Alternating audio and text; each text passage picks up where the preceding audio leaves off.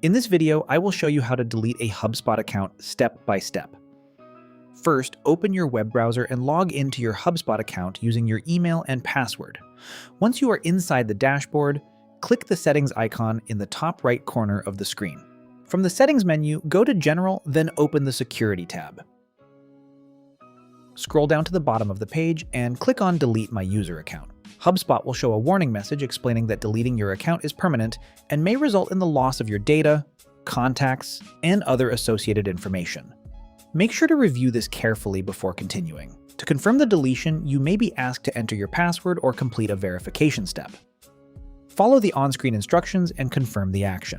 After confirmation, your HubSpot user account will be scheduled for deletion. In some cases, there may be a short recovery period depending on HubSpot's policies. And that's it. You have successfully learned how to delete a HubSpot account. If you found this video helpful, subscribe to our channel.